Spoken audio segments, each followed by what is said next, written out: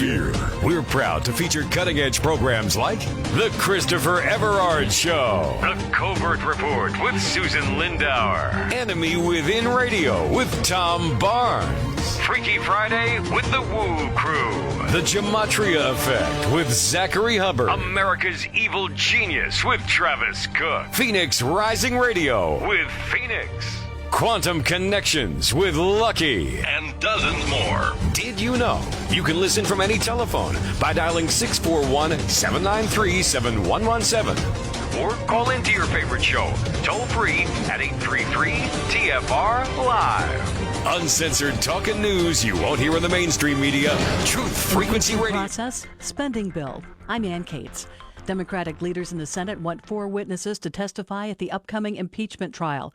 Correspondent Manu Raja reports GOP lawmakers are opposed to the idea. What Republicans are telling me is that the House is the place where you do the fact-finding, not the Senate trial. They said that that is not the role of the senators to bring forward these 4 witnesses who did not testify before the House impeachment inquiry because Democrats in the House decided not to go to court to try to compel those witnesses to testify after the White House sought to block their testimony. The House plans to vote on a spending bill tomorrow. Time is of the essence because current government funding runs out on Friday. The House must first pass the $1.4 trillion spending bill before the Senate can act on it later this week. There are some controversial measures baked into the mix, including a number of unrelated provisions. Republicans maintain several abortion-related measures, as well as funding for President Trump's border wall, while Democrats were able to maintain a 3.1% raise for federal civilian employees, as well as the first installment of funding on gun violence research after more than 2 decades of opposition from the gun lobby. Lindy Kenyon, Washington. Tensions have been rising once again between the U.S. and North Korea. Correspondent Brian Todd on recent moves by Pyongyang. North Korea conducted 2 important tests at its Sohae satellite launching facility. In addition to launching satellites, this is a place where Kim has also supervised the tests of engines that could power long-range missiles. A top North Korean general says priceless data, technologies, and experience gained in the recent tests will be fully applied to the development of another strategic weapon, and that the North Koreans would use it for overpowering the nuclear threat of the U.S. Wall Street advanced today. The Dow Jones Industrial Average closed up 101 points, the S&P up 23, the Nasdaq up 79. I'm Ann Cates.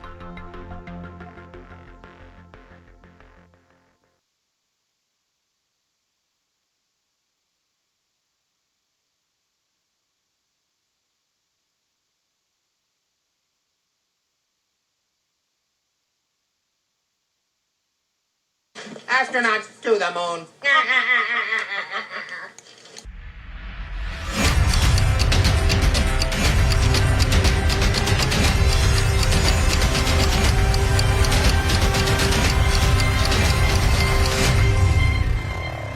Ten, 9, ignition sequence start. 6, 5, 4, 3, 2,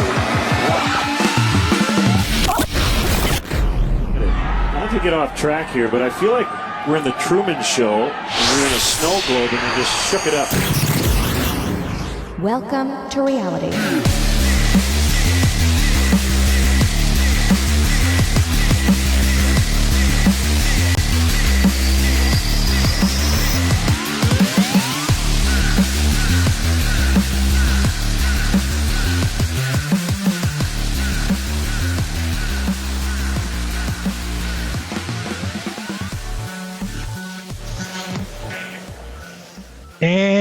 And good evening, ladies and gentlemen. Welcome to your protection from deception right here at truthfrequencyradio.com. And drop the fear and spare the despair. You are correctly tuned into the number 1 show on Truth Frequency Radio on Monday nights between the hours of 6 and 8 p.m. Pacific and 9 to 11 Eastern. That show is Jeranism Monday Night Raw, and it starts right now.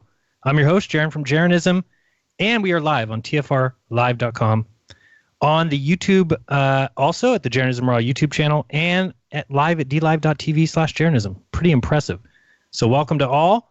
My co-host for tonight, well, and all nights really, the man, the Junicorn, the legend, from deep inside the rabbit hole, that is David Weiss. David, you missed a great show last week, man, but I'm glad that you're back. I didn't miss it. It was great. I listened to it. You clipped off the first thing you said. That's great. Did I really? Yeah, you're just so loud. No, it's not that bad. It's not that bad. I tell you, man, starting this show is the most stressful thing ever. I had everything right except for the sound was off, but I think it's all on now. I think everybody should hear me fine. Am I clipping or not? Not now. Let me hear you. Say something loud. Get excited again. Let's try that again. Dave, you missed a great show last week. How are you? Doing all right. All right, that works. I guess that's good. All right, I believe that the sound is working fantastic everywhere. I'm not really sure. Let's check D Live. Somebody says, I really like that intro, which I don't think you heard it. So, are you on YouTube? I should be, yeah. I'm on YouTube. Yeah, I did not get a notification. Does that surprise you? No. Right. I just gave Brian Stavely a wrench in the chat just to let him know I enjoyed his show today. It was great to hear him and a bunch of callers, and they were talking about the fact that, Patricia Steer is back. Did you hear? I don't know if you heard that, Dave. I did hear that. Her show doesn't start for another week, though, right? I don't know anything about that. I just know that she has a channel. I guess I should probably pop that into all the chats, shouldn't I? Let me do that real quick just because I have it here. Copy link address. There we go. All right, so I'm putting that into D Live right now. If people want to subscribe, boom, whoopsie. You might need to take out the backslash that I accidentally put in there. And we will put it into the... Thank you. Karen B just said I'm cool. It's pretty cool. It's nice to hear. Like Karen B. All right, awesome. There you go. Yes, I heard your show today. It was great. So I'm glad that a lot of people are getting to check that out. Check out Brian Stavely's channel. He does some great work. There's so many people out there doing great work. I wish we could just make a show where we just talked about them all, but that would be tough to do. But it'd be a fun show. Dave, are you still fixing your sound? Oh, good. I'm still here. How about Rogue Ways? That was a fun show today. Man, what an awesome girl. Just a breath of fresh air. I enjoyed that show a lot. What is her name, by the way? Do we know her name, or she doesn't? She just goes by Rogue Ways. I don't know what. Does she have a name? No, it's was it Lindsay? Okay. God, no, Lindsay. I shouldn't have put a spot like that. Well, I don't feel bad because she couldn't remember my channel name. So no, she tried very hard, but at the end she got it. I finally drilled it in enough times. Yeah. Problem with Deep Inside the Rabbit Hole. It's when people think rabbit hole, what's the first thing they think? They think down. So when you get the D, then it's down, and then you can't be down, and it just becomes too confusing. But it's all right. And then people say dearth, and then you're trying to think in your head, what is it? Deep in rabbit the hole. So DITRH is really what we're doing. DITRH. Right. So it looks like everybody is. Somebody says link to Patricia. Scroll up. I dropped it in there not too long ago.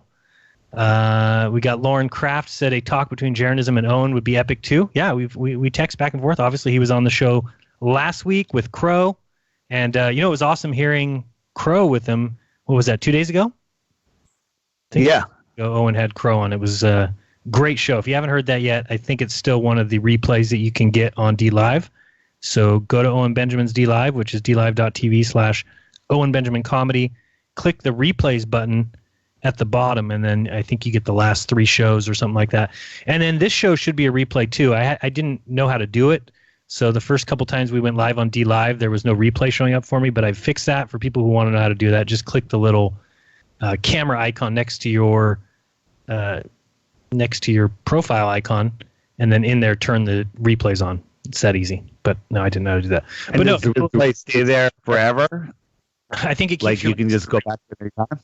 No, I think it does your last 3, but unless you become a partner, or I don't know what it's called, unless you become something, and then you get to keep up to a month. So like if you go to Lift the Veil, which is dlive.tv/Lift the Veil, which is Nathan Stoltman's old channel, and if you're interested in the news and you want somebody who's going to go through the news with you piece by piece, there's nobody better than Lift the Veil.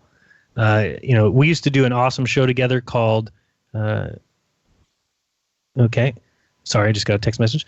We won't be taking calls till the second half. So whoever texted me and said they're calling in, you can wait on that. Unless you want to just get in line, then that'd be fine. But no, I used to do an awesome show called Alt News Tonight with Nathan Stoltman, and I think we did a great job. The only reason I got away from that is because it required me paying attention to the news, and I'm not a fan of the news. So I tell a lot of people to stay away from the news. But if you want somebody who's going to break it down for you and tell you all the reasons that it's nonsense and bullshit and all the lies that they're trying to pass off, then I recommend you go to dlive.tv/lifttheveil or find Lift the Veil on YouTube. Sometimes he'll do little short pieces on YouTube and then direct everybody to DLive. So he is a partner. So what I was getting at there is if you go to Lift the Veil's DLive and you go to replays, I think he's got 20, 25 or something in there. So I don't know how he became a partner. I think you have to have 200 subscribers and then you apply for it. I have not done that yet, so I don't know how long that takes to happen or whatever. I am noticing that Jeran is a Monday Night Raw number 189 pool toys. Good. I got the title at least on DLive. So, day by day we're learning how to do this. But let's get back to what Dave was talking about. If you missed it earlier today, if you go to dlive.tv/rogueways, ROGUEWAYS, you get about, what was that, about a 2-hour conversation? Yeah, it went by pretty fast, though. Yeah, I think it was about 2 hours. Yeah, it was great, But Dave said we talked about clouds. I heard you. So I don't censor Dave. So let's make this whole show about Dave telling us. I just I laugh and roll my eyes, but it's okay because you know what? Like I said, that's censoring, by the way. I know what laughing and rolling your eyes. Yeah, laughing and rolling your eyes is censoring. Okay, but Dave used to try and throw it in at the end of every show by saying stars are souls and now clouds are souls and sentient beings. But hey, I don't know. It could be possible. Switch it up to rocks are people. Rocks are, yeah. Well, that one I believe a little bit more. Well, I'm on that line a little bit more. Hey, that's hilarious. Somebody put in the DLive a little GIF of Nathan Stoltman doing the dab thing. It's hilarious. I remember I watched that show when he thought that was K-pop. That's classic. It's good stuff. I don't know how you can make your own little GIFs and put them on here. That's classic. Yeah, that's good stuff. Gay frogs. Yeah, it's good. But anyway, the Rogue Ways. She's an awesome girl. I don't know her name because I don't think she said it, and if she did, I missed that portion. But there were some funny things in there. I like, Dave, when you were talking about women's periods, and you weren't sure if you were allowed to say women or period. Because I feel the same way sometimes, right? Is that politically correct? Are we allowed to call them women? I don't even know anymore. You know what? If you think that you're not allowed to say it, you should say it twice. That's the path I'm taking these days. Or make a song about it. Yeah. Yeah, that's great. Good stuff. We did get a super chat from Rhino, aka Bratwurst Bear. He said, "Stop listening to the O&B with Crow 777 feed for Raw." Awesome. Make sure you go back though. There's just ladles and ladles of gravy and truth, and those guys are just on top of their game, man. I don't think I can compare. So I would actually recommend that you listen to that and then come back to this. But hey, if you want to choose this first, I like Rhino. He's a good guy. So I appreciate that. So, yes, here we go. Dave, are you trying to say something already? No, he's just taking a deep breath. All right, that's good. No, I'm trying to make sure this is all running smoothly. I think it is. It'll come smoother as time goes. But right now, it's just you got everything open, OBS, you got YouTube, you've got Restream.io. I've mentioned that to people if you want to try and do this yourself. If you've got a live stream that you produce or you're a creator, go ahead and get Restream.io. At least it's free for what I'm doing, which is basically just simulcasting on Raw while at the same time, on YouTube while at the same time simulcasting on DLive. Seems to be working pretty well. I think the sound works good. And everyone says the feed looks good. So that's good. Good news. But anyway, what else did you guys talk about on Rogue Ways? There was all kinds of good stuff. God, we were all over the place. She was a good interviewee. It was no, she was the interviewer anyway. Interviewer. I guess I was the interviewee. I have listexia. Sorry. It's good. It's good. It's close. Yeah, but I thought it was great. A lot of awake. She's very awake. She doesn't call herself a flat earther. I don't think that's the dumbest move for somebody to make because if I had to do it all over again, I'm not sure I would either from the beginning, but it takes time. So I understand that people are, I got a letter today from somebody who said they're 1,000% a globe skeptic, which I'm like, okay, well, that's good enough. I'll take that. Won't you take that, Dave? Yeah, absolutely. Yeah, I think that's good for me. If everybody in the world was a globe skeptic, then real quickly we'd have a lot of people figuring out that we've been lied to and that the helio-nonsensical spinning ball flying through vacuums and attached atmospheres, and we've got planets of gas that are swirling around us and are just gigantic, by the way. Jupiter 100 times the size of Earth, the sun some million times the size of Earth. Is that what it is? A million? Sounds wrong. Something like that. Yeah, it's all just fantasy. It's very much Narnia. It's very pretend, and it's places you'll never go, and it's things you'll never. I mean, I don't even know how to compare it. It's like an ant crawling on your living room floor, talking to other ants about what's going on in China. You know, they're never going to go there. It's impossible. They shouldn't even talk about it. It's just ridiculous. It's stupid, and it's a theft of money, and it's a worse than that, theft of minds. So, stay away from that. But Rogueways was very good, and she's got a DLive. Does she also do it on YouTube or just DLive? I think she does YouTube also, or maybe she just posts it to YouTube later. I'm not sure, but she's new on DLive, but that seems to be where she does it. And cool. I know Crow did her show, and she was actually a guest on Crow at one point.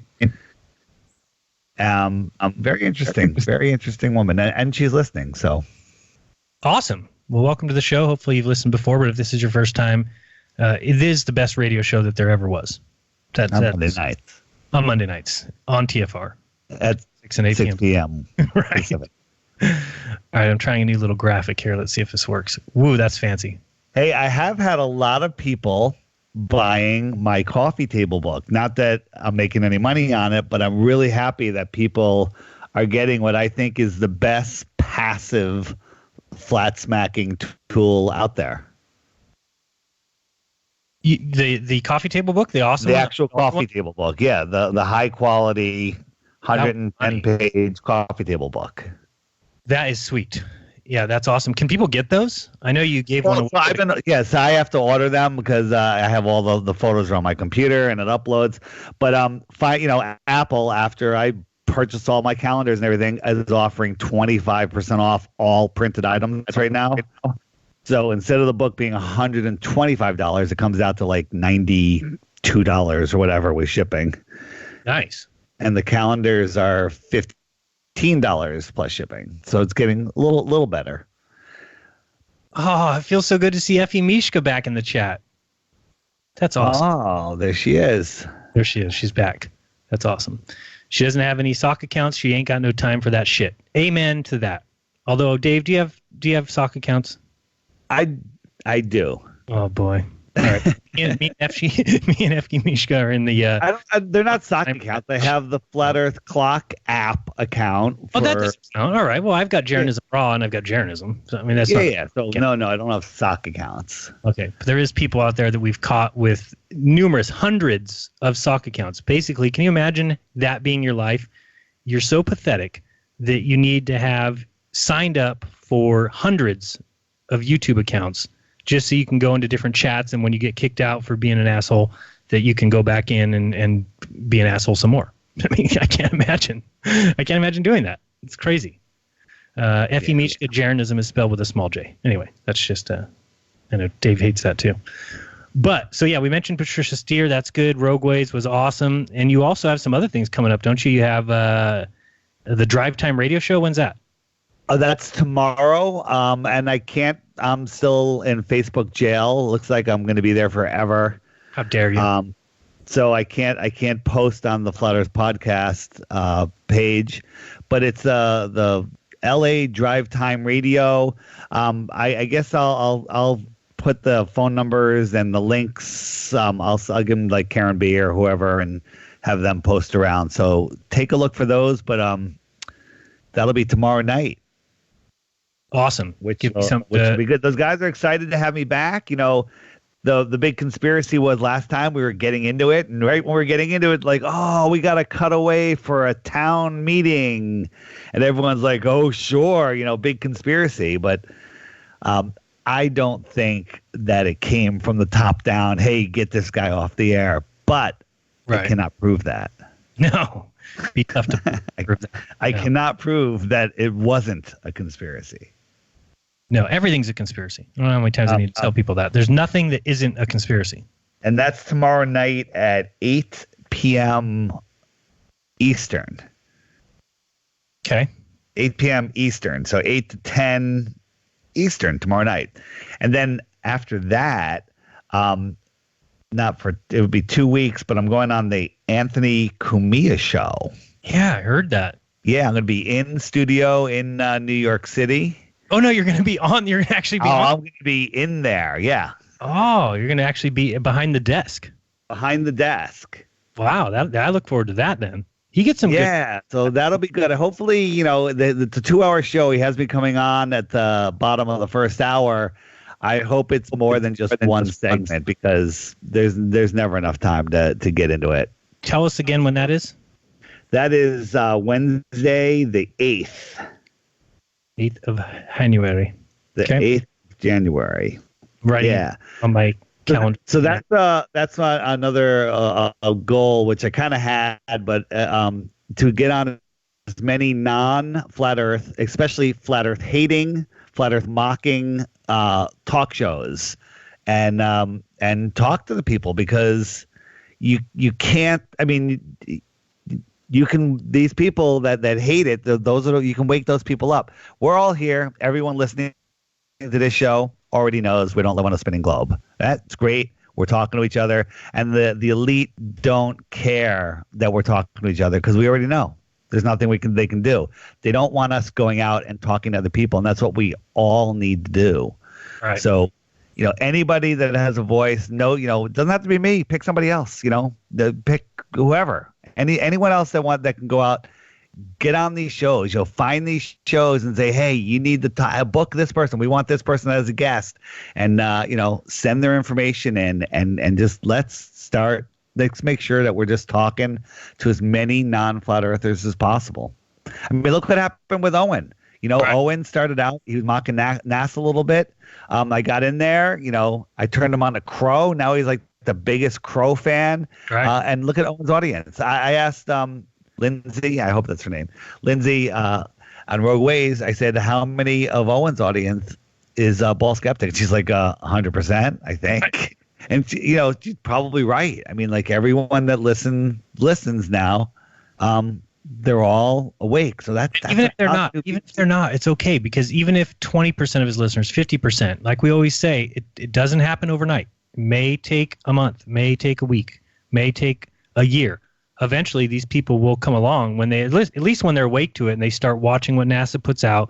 They start watching all these news pieces and all these directed hits right at Flat Earth, and using the word as much as they can to call it into question.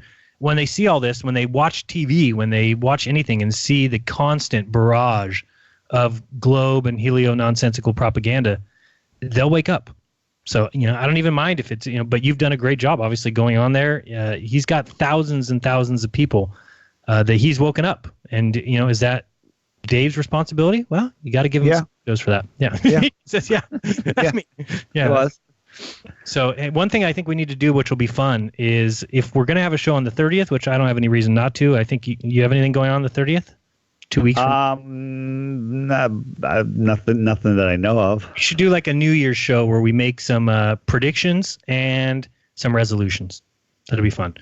I'll come up with like 10 questions we have to answer. I think Miss and I used to play the game. It was kind of fun. Like one of the questions will be who will die this year, and then we make predictions. And then at the end of the year, we see if any of them came true. Wow. That's kind of interesting. Should be a fun show. So tune in for that. That'll be the 30th of December. We got another super chat from Rhino. Says, I need a coffee table book. My family was not a fan of the Flat Earth subject at Thanksgiving. Well, yeah. Right. The Flat Earth book. I'm going to tell you how to do the coffee table book. Okay. And if anyone messes it up, I'm just going to return the money, because it's a pain in the neck for me. You PayPal me. It depends on where you are. It's different prices. So just $100. And now it's expensive. And by the way, I'm not making any money on this, but PayPal 100 to DTWEISS. It's DTWeiss at Gmail. And make sure that you send it as a friends and family, not as a buying something. That way they don't take the fee out of it. And then make sure you put your name, address, email address, and email address. All right. And then I will do it, and you'll get a receipt, and then they'll send you all the information. And it may or may not come before Christmas. Okay. But it will at least be there for next year, Thanksgiving. You know what? They actually said the other day, I Well, I ordered one yesterday. It said it would be there by the 24th, and they're usually several days ahead. They always tell you, and then like the next day you get a thing. It's already shipped to you, right? And you get it. So, if anybody wants to do it, I would say literally today or tomorrow is probably the last day to get it before Christmas. But it's such a cool book that there's no one can sit down that's not, a sleeping person can't sit down, look at that book and not pick it up. No, they're going to pick it up. And again, they may have some interesting things to say, but I'll keep saying this a million times. It may not be that particular day that they walk away from your house. In fact, if they walk out and say, I'm a flat earther now, it's a little questionable. I would hope that they would walk out and say, very interesting, I'm going to think about this. And then it will just weigh on their mind every single day. And all the things that they've thought in the past about, man, this earth certainly seems like it's not moving. I certainly don't feel like I'm spinning. I certainly don't understand all this nonsense they tell me about light years, and I don't think I can see 25 trillion miles by simply looking up. I can only see 3 miles to the horizon, but if I just look up slightly, I can see 25 trillion miles to stars. It's a joke. That's to the closest star, isn't it? That's the closest star. The closest star, 25 trillion miles. So stupid. Again, I tell you guys, go out tonight. I think it's a good night. It's clear, at least here. But go out, look at the stars, and just really think about everything that they've told you. If you see 2 stars kind of close to each other, think of the distance that they tell you those stars away and are away from each other, and eventually you'll see the light. Let me ask you a question. If you wanted to go to the closest star and you could travel at 25 miles per second, how long would it take you to get there? What is that in miles per hour? 25 miles per second. So that's 25 times 60 times 60. Okay, so that's 1,500. That's 90,000. What? So now you're gonna make me break up my calculator. Yeah, break it. So it's 25 times 60 times 60. So if you go at 90,000 miles per hour, how long would it take you to get to the first star? Without a calculator. 100,000 years. 31,000 years. 31,000 years. 31,000 years at 90,000 miles per hour to get to the first star. Hold on a second. Does that make sense? No, but you can easily just bend space-time, and then you create a wormhole that you go through. See, that's what you're missing. Is that the fabric of space-time can be bent on itself. Einstein said so. It's very possible that's what makes everything happen. That's why the Earth is curved. That's why things fall down, is because space-time is being bent by massive objects, and you can just bend that space-time around. I don't know what happens to the planets. Like, what happens if you bend? You'd have to be able to measure gravity waves to do that. You can. They're in the clouds. You can see them. Search that for gravity waves being measured in clouds, and they'll show you pictures of ripples in clouds and tell you that they came from, as Bob would say, a land far, far away in a galaxy far, far away. Can't believe people believe this nonsense. Kind of gets frustrating. Anyway, how much time do we have left? 3.5 minutes. Thank you, everyone, calling in. You can call in if you want now, 213-233-3998. We will be taking calls during the second half. The next half, we have some stuff. Oh, I do have something to announce. We only have 1 minute, by the way. Why does mine say 3 minutes and 17 seconds? All right, anyway. I do have an interview with Douglas Falk. He's the Swedish guy, the author of the book The Voyage. I just got his book today. Came in the mail. Did you? Awesome. Yeah. I'm going to be doing an interview with him on Thursday at 12 noon Pacific. So that's your, Jeranism Lounge time. That's your Globebusters time. That will be Thursday, interview with Douglas Falk. So tune in for that. That will be on my channel, and I will probably stream that also on DLive. Why not? It's fun. You know what? He might have sent me one of his books, his book, and I just bought it because I was like, that's a good-looking book, and I bought it. The other one is the one somebody sent you. The Elusive Curve you got from Billy Zig. Okay. I've got so many books that they're just piling up. When we come back, we're going to be talking about pool toys. So if anybody's looking for a last-minute Christmas gift, we'll teach you how to get some pool toys. Yeah. And Dave, I also got a letter from somebody named Kula. Do I have time to read this letter? Probably not. We'll read it right when we get back. I don't know why she wrote me because, well, she said thank you to me, but then she had something to tell you about.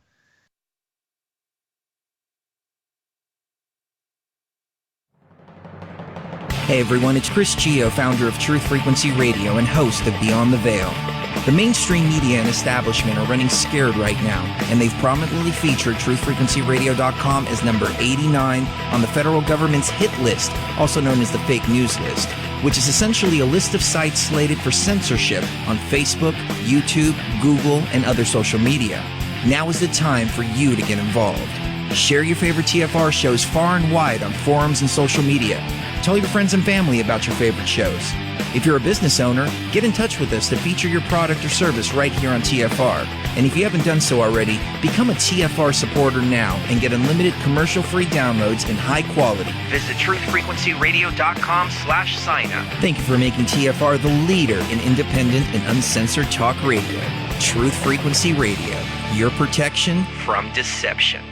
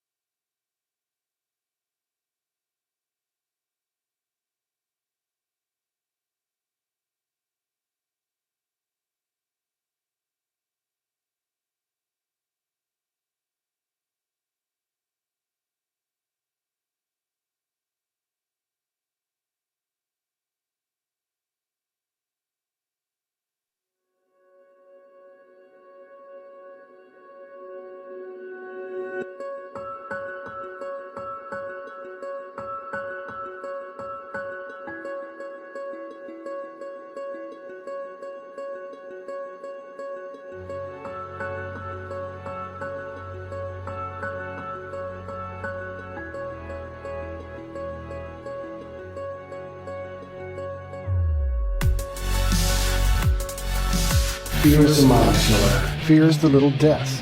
This is Uncle Walt from the Ironworks. Josh, Corey, and I have chosen to look at life with no fear. No fear of the unknown. No fear of questions about the supposedly well-known. No fear of ridicule for thinking outside the familiar fool's lines. No fear of the boot on the neck of those refusing the party line.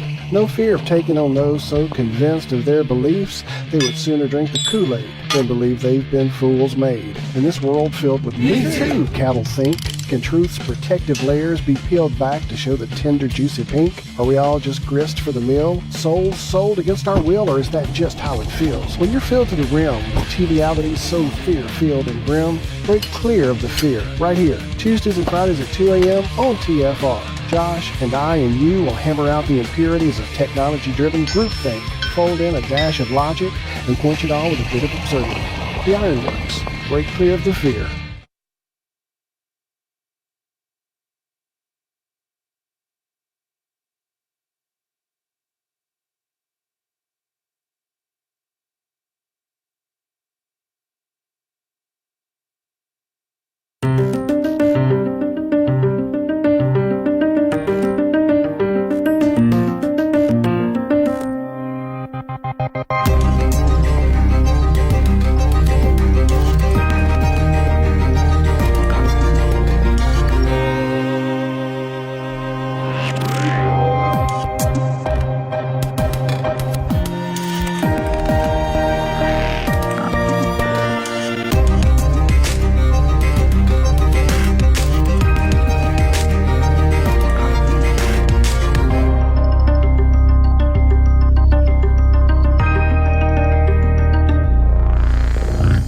Welcome back. You're listening to Jeranism Monday Night Raw. Thank you so much for joining us. Real quick, if you want to support the show, there's a few ways to do that. You can do that at patreon.com/Jeranism.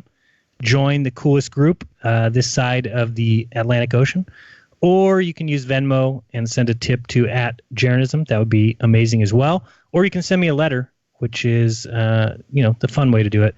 My address is P.O. Box 3044, Merced, California, 95344. So I'll read a couple letters that we got recently. The first one is from Kula, and she said, please find the time to read my letter. Okay, I will. She said, yourself and Eric Dubé were first to wake me up from my deep sleep. Thank you very much. Using the post is the best option for me. It also helps me keep the postie employed. The postie equals postman. I listened to a show, and David Weiss was on, and he mentioned that he didn't know much about the mud floods. I was the same and curious to find out more. While doing some research, I came across liquefaction. Liquefaction explained it to me. I hope if you can and want and could pass this info on to David Weiss. Thank you so much for your time. Cheers, Kula. So thank you, Kula, for the letter.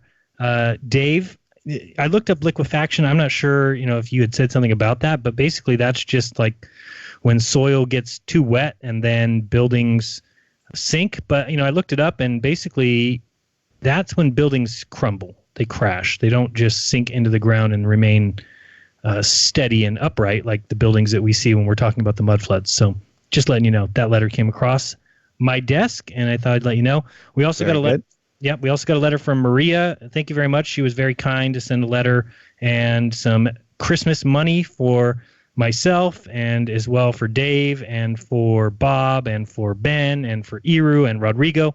So that was very awesome. Thank you, Maria, very much. Everybody has gotten their portions. It's been sent out to everybody. So thank you for that. Yeah, thanks, Maria. Jaron gave us our $3 each. That was very nice of you. Thank you. It's not true. I'm assuming she gave you $3 also, Jaron? No. Write that up incorrectly. My math is always bad. Math is not reality, Dave. No, everybody got their $20. Don't worry. All right, so that was everything that came in the mail. So thank you very much for that. Oh, I said we were going to talk about pool toys, but yeah, we'll talk about that real quick. And then after that, Dave and I are going to reveal a card trick. So maybe you don't want to listen to that if you like magic and you don't want somebody to reveal it.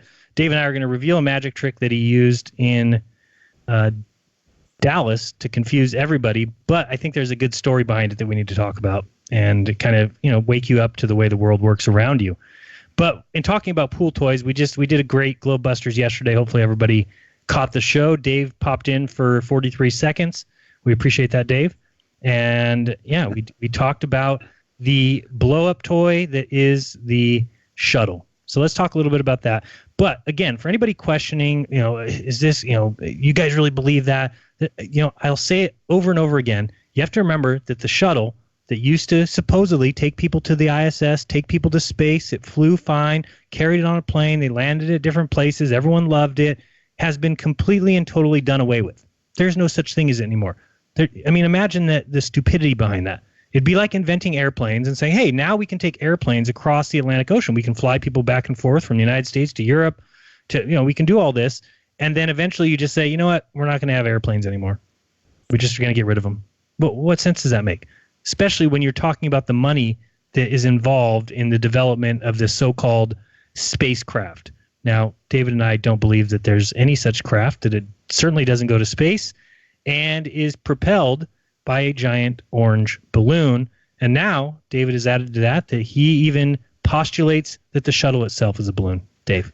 So there's more than just one shuttle. There's the shuttle that is flown on the back of the airplane all across the country, shown on every news show.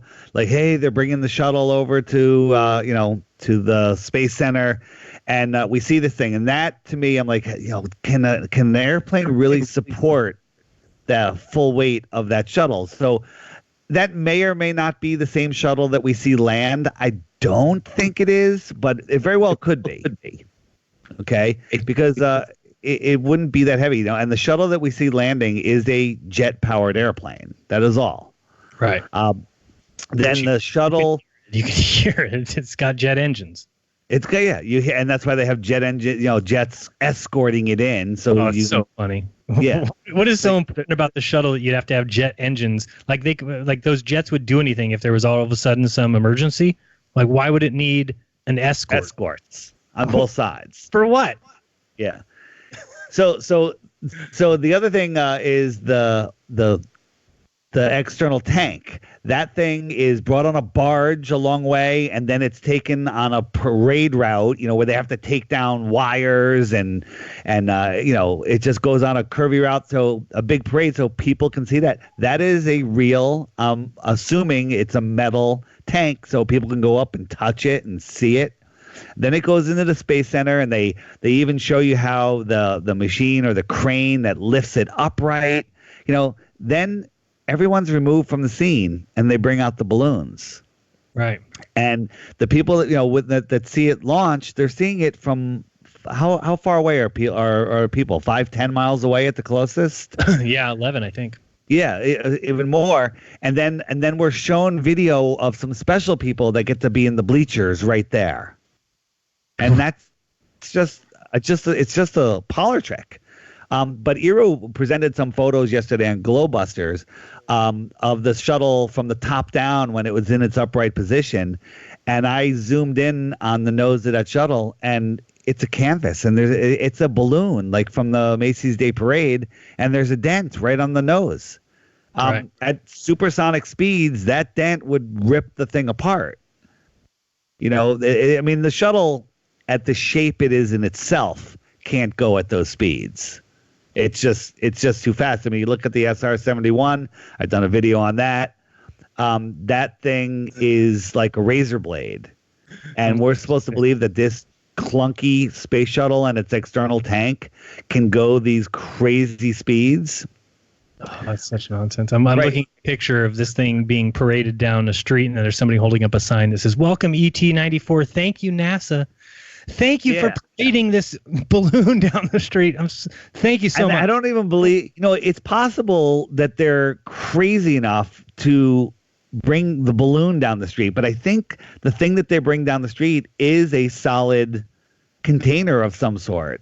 I think it's filled with helium. You really think the one they bring down the street is filled with helium too? Maybe not. What if somebody threw a rock at it or something? No. It's got. I mean, you have to remember, it's got a strong outside. I mean, that's a strong. It's not going to. I don't believe the one that they bring down the street is the same one that goes up into the sky. Okay, it could be. Yeah, I think like they're taking it somewhere. So that's why I would think it's the same one, but it could not be. And it's gripped by these yellow. It's on a trailer, and it's like gripped very tight. Why is it gripped very tight? Well, probably because if it wasn't, it would fly away. That's possible. It's like bracketed on. I mean, it's not like even if people were looking at the screen right now, these yellow arms alone would hold the thing. Why would you need to attach it so carefully up here? Unless you're afraid it's going to blow away. And look, it's got like strings held down on it. Oh boy, it's too funny. Anyway, I know it's a race. It just amazes me how this has been in front of our face all of this time, and we're just seeing it now. There is no such thing as a giant rocket. What's that? So I called it a blimp years ago, but anyway. Yeah, well, I mean, so some people called it out, but it's just like it's just taking hold now. But there's no such thing as a large rocket, because the larger a rocket gets, the more fuel it carries, the heavier it is, and the stronger of an engine it needs. After a certain point, from like the Go Fast rocket, not much bigger than that. You start getting bigger than that, you're just compounding the problem by having more fuel, and it just doesn't work. It gets to a point where it cannot fly. I just searched just for the fun of it. Shuttle is a balloon, and the images are hilarious. There's nothing but images of actual shuttle balloons. I've been downloading a whole bunch of them. There's some like big shuttle balloons that look pretty good. And you think about that, looking at that tied to another, the red, the orange external tank, looking at that from 10 miles away. It's a helium. It's a blimp. On the bottom, you have some weight to keep it upright. Right. And maybe you have a little bit of propulsion there, just a little bit, shooting out a little smoke and flame or something to help it. That's going to go up exactly how we see it, as slow as we see it. Yeah. It'll get up. You can get it up to a little bit of speed, but you don't know at a distance how fast this thing is going, especially when it's arcing away from you. Yeah, it's hilarious stuff. And I'm somebody, I still think that the shuttle that they launch is an actual plane. Just a glorified plane. But I definitely think the orange tank is filled with helium. And is this craft also filled with helium? I wouldn't know. Did you see the dent on the one that we looked at yesterday? Yeah, I'm trying to look. Even the actual balloons don't have dents. They do a better job on those balloons than they do. No, this one does have a dent. See, dent on there. That is too funny. No, but I'm certainly open to that idea. Whoa, this is a nice picture. Oh, that's a Lego space shuttle. Anyway, I know it's radio, so I shouldn't be looking on the internet this time. We'll do that some other time. But very fun. People should definitely check that out. And, you're being... Good. No, if you have more to talk about that, I was going to segue into you're being fooled, you're being lied to, and how easy it is to be lied to and be confused and to be stuck. So I'll make the analogy to the card trick. The trick with the shuttle going up into the sky happens before the trick begins. Right. And they start with the transporting of the shuttle across the country and the transporting of the external tank. This is all preparing you for the nonsense of the trick, of the balloon going up.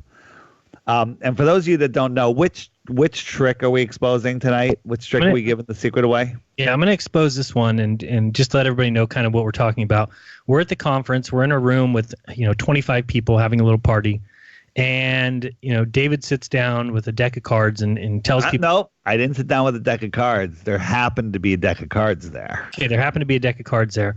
And David tells us all that he can tell us by placing the card on his forehead whether it's red or black. So, it's that simple. And, again, turn off the show if you don't want to be told the secret here. A lot of people might have been in that room and probably don't want to hear the secret, but maybe you do. And I think it's also a great trick that you can do at home this Christmas. You'll do it with some friends. So it's good. You'll like it. It's a great trick, but it kind of exposes a lot.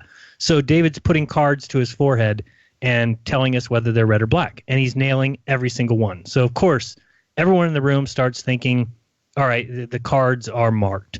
So, we're trying to feel the cards to make sure they're not marked. That doesn't seem to be the case. Then you start thinking he's looking at a reflection behind you. There's got to be some sort of mirror or something. Nope. You're looking for the mirror. You can't figure it out. What is going on? You start thinking, okay, he must be looking at the reflection of the card in the person across from his eyes. So then next thing you ask is, all right, Dave, how about we cover your eyes? Cover your eyes and do it. So he covers his eyes and boom, he's nailing every single card. We're shuffling the deck. We're shuffling to make sure there's no trickery here. Shuffling the deck, he's putting cards to his forehead and saying red, putting another one, black. And we're just all dumbfounded. And I'm one of them. I'm sitting in the room. I'm completely lost. I'm like, what the F is going on? How is this even possible that he's doing this?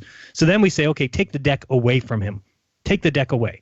So he can't touch the cards. This way it's impossible. So we take the deck away. We start pulling the card, holding it up to just so we can see it. And he's nailing it every single time. So if you're in the room, if you were there at the conference, you remember this, and you're about to find out how the trick was done. Dave, should I let you give it away? It's so stupid. So stupid. It's so stupid. I was so frustrated. I can't believe that you fell for it. Right. I was so pissed that I think Dave saw that I was visibly upset. Because I'm somebody who, I think I know what's going on. I'm looking like, what the F is going on? I was like so pissed that Dave had to take me outside the room and be like, dude, if I tell you, it's so stupid. See, by the way, I thought we were going to expose the other trick. Oh. Because the other trick is more set up like the space shuttle analogy. Okay, you can do that one too. Go ahead. Why don't we do the other one and not tell them this and drive them crazy? That would be great.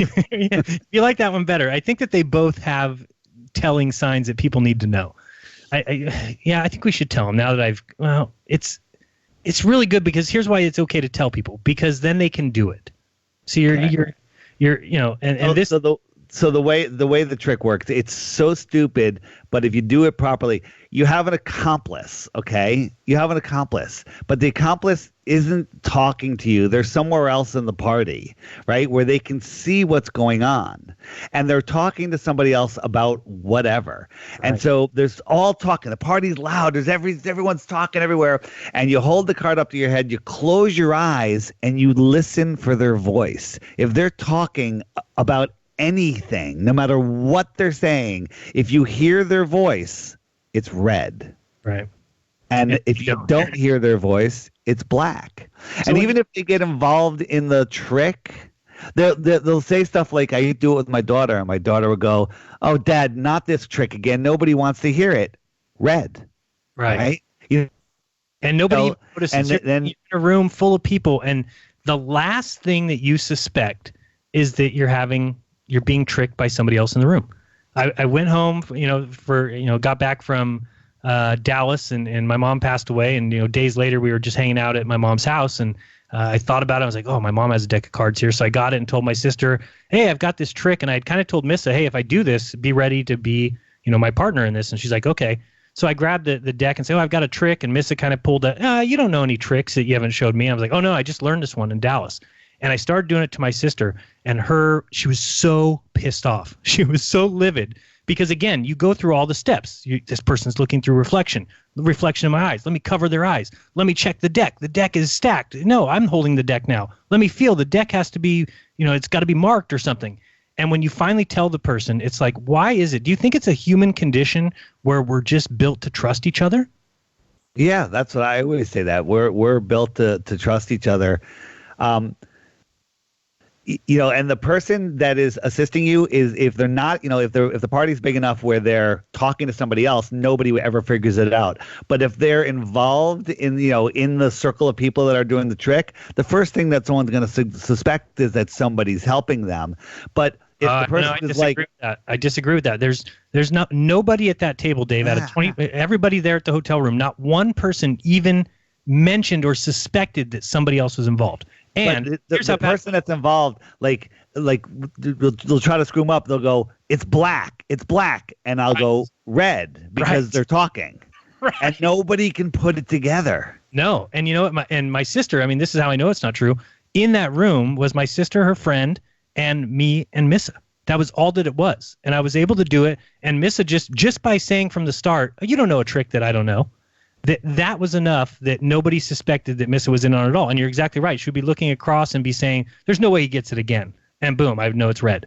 And then the next card I'd pull it to my head and nobody would say anything, or maybe my sister would say something, and then I would say it was black. And it was so funny to see him. But I think it reveals so much about what goes on in the world around us, that we never suspect that we're having the wool pulled over our eyes or that we're being tricked. And this is what I'm telling people. 2 people can fool thousands. That's all you need. All you need is 2 people that are in on it. So when you've got something as large as this space hoax, it really is that easy to fool you, that you just aren't paying attention to the things around you, or because one person says it's real and another person says it's real, and they're both scientists and they're both high-level PhDs. It doesn't matter. The whole other people.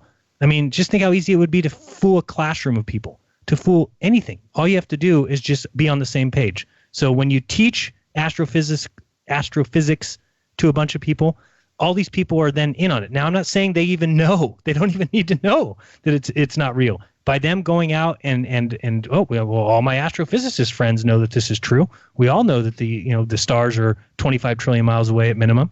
Then everybody else is convinced. It's that easy to fool a group of people. So, I mean, that's what I think the takeaway from that is. And, I noticed it in that room that people, they just never thought about the fact that somebody else in that room was working with you. So now think about this. Okay. The space shuttle, if they said, hey, we're going to launch a space shuttle into space, and then okay, everybody, you can watch it from 10 miles or 11 miles away, and we're sending it up. There's so many different things that people could see. But the fact that they paraded that thing around, they the tank and the shuttle, and they had news stories beforehand, that's the trick. Before the trick, that's to make you not suspect the obvious. And we can go around looking at all the little things, and there must be a reflection, and there has to be this. They're seeing it through the eyes. It's a marked deck. You will go through every other option just to look around and think, no, I'm being fooled here. There's somebody else in this. It's just the last thing you think of. Yeah, it's the setup beforehand, and that's what NASA's doing to the world. Right. Yeah, no, I couldn't disagree more, or I couldn't disagree less. I mean, that's just exactly what's going on. And if people were in that room, just Jack, well, he knew about it. But I mean, the other people who didn't know, they'll now feel ridiculous. Because that's how I felt after. I'm like, oh my God, it's so stupid. And we do have a few minutes if you want to tell the other trick, or. Yeah, so the other trick was, I would grab a deck of cards. I lost Dave. Dave, are you there? All right. Well, I think that I'll wait for you. Then, am I here? Did I get cut off? Yeah, you got cut off. That might be a hard trick to go ahead and start again. Nobody heard anything. You're kidding me. All right, so I would find a deck of cards. I would look, there's a deck of cards on the mantle or whatever, and I'd grab it, and I would just start shuffling it without saying anything. And inevitably somebody would say, you know any card tricks? Or, I'm like, no, not really. Shuffled a few more times. I'm like, oh, maybe I got one trick. and I'll have the person sit down, and I'll say, all right, and I'll cut the deck a couple times. I'll say, I take a red card and a blue and a black card out, and I put them both face up in front of them. I said, I'm gonna pull a card off the deck. You're gonna tell me where to put it, whether it's red or black, and I'm gonna put it where you tell me, and make sure I'm not pulling off the bottom of the deck. And I'll put it, and I'll go through it, and I'll be talking to them the whole way through it, and they'll be making two piles about halfway through the deck, or exactly halfway through the deck. I say, okay, let's move these piles to the side. I'm going to switch the red and the black, so the red is on the right and the black is on the left instead of vice versa. And they'll tell me red, black, red, red, black, red, red, red, black, black, red, black, whatever. And I'll make 4 piles. And at the end, I'll take the 2 cards that are up. I'll put them under the table. I'll kind of size up the person, I'm trying to figure out which card they're going to pick. And I'll say, what are the odds that you pick the red card? And I'll hold out the 2 cards. And they'll most of the time will grab the red card. But even if they don't, it doesn't matter. Right. And they'll go, well, 50-50. And if they grab the red card, I go, no, 100%. And they're like, that's really 50-50. And then I flip over all the cards, and they're all separated in different colors. Right, they're all stacked. Perfect. Yeah, and the way I did that was like NASA did the shuttle, because the trick started before the trick. Subconsciously, people saw me find a deck of cards in someone else's house. Subconsciously, they heard and saw me shuffle it 25 times, okay, before I even said I was going to do a trick. And what it was is I had already set those cards up where half the deck was black and the other half was red. Okay. And the shuffling is just a fake shuffle. And everyone, when they hear a shuffling noise and see a shuffling move, they assume a shuffle, and they don't even watch to see if it was really a shuffle. Okay. And so then when you're just going through the cards, they're all red for the first 26 cards, and they're all black for the first 26 cards. And they move the piles around, and nobody can remember where the piles were. And they can't believe how it was done. But they never assume. They're like, wait a minute, it was shuffled and I was the one telling him where to put it, so there's no way that he could have done it, or there's no way that the idea that it wasn't shuffled never even crosses their mind. No. Now the reason I like the other trick better is simply because if somebody says, let me shuffle them, you can let them shuffle them. And Dave's trick, good luck. Yeah, but no one ever says, let me shuffle them, because of the two things. One, they saw it shuffled 100 times, and they're the ones telling you where to put the cards. They can't. It's so simple, they don't see it, just like the friggin' space shuttle blimp. Right. I don't know if we made a good analogy, but I think, now that we've, revealed it, I'll probably do a live stream. I wanted to just explain. Now I'm actually afraid for my life. This whole flat earth stuff is nothing. now that I've revealed the trick, all the angry magicians are going to come after me. You don't think NASA's upset about the blimp exposing? Remember, folks, there is no such thing as the shuttle anymore. It's been completely removed. It's gone. Hundreds of billions of dollars put into some craft that could take people to space, could dock with the space station. People could get out. They could have a party in there, fly back, go retrieve satellites, go place satellites with little strings and little spinning things out there. And now that's all gone. Why? Well, because they couldn't hold the trick down much longer. Watch Globebusters from yesterday if you didn't see it. And at the end of the show where we go over the dent, it's insane. It's over. It's beyond over. It is. Just letting everybody know, if you're listening on YouTube, Jeranism Raw, that will be going down here at the end of this hour, and then we'll be taking calls, and we will be live on DLive. We will be live on TFR, TFRlive.com, and then also some people usually simulcast, so you will be able to find it on YouTube if you follow the links that are probably starting to pour into the chat right now. But we'll be taking your calls, and let us know if you were at the event and you remember this card trick. I want to hear people's opinions now that they know how it was done. Maybe Dottie will call in. She was sitting next to me. People hate me when they find out how it was done. Yeah, they just think it was a small hat trick. That's originally what they thought. But no, and and the great thing about this is make sure you go do it. You will laugh at how easy it is to fool a group. You just need a good accomplice. And I think Dave described it best too, to have them not in the circle, maybe away somewhere else in the room. But if you ridiculing you for doing the joke, like this or trying to screw you up. It's black. It's black. No, it's red. Right. It's good. I don't know if people are enjoying that, but maybe people will get to do that themselves this Christmas. So anyway, like I said,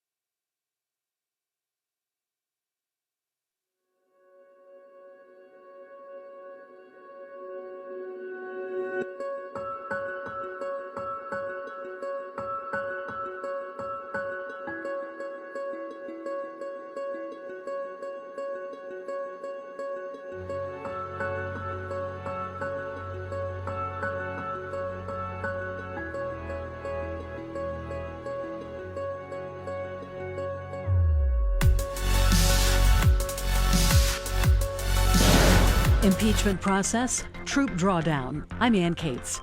Senate Minority Leader Chuck Schumer is calling on Republicans to bring in 4 witnesses at the upcoming impeachment trial. Correspondent Manu Raju. Ultimately, there will be up to 51 senators to decide exactly who the witnesses are that will come forward. So that could mean that there could be votes on the floor of the Senate to compel some of these witnesses to come forward, and that would require probably 47 Democrats to get 4 Republicans to break ranks to vote to get those witnesses like a Mick Mulvaney or John Bolton to come forward. And at the moment, Republicans are not saying they're going to go there.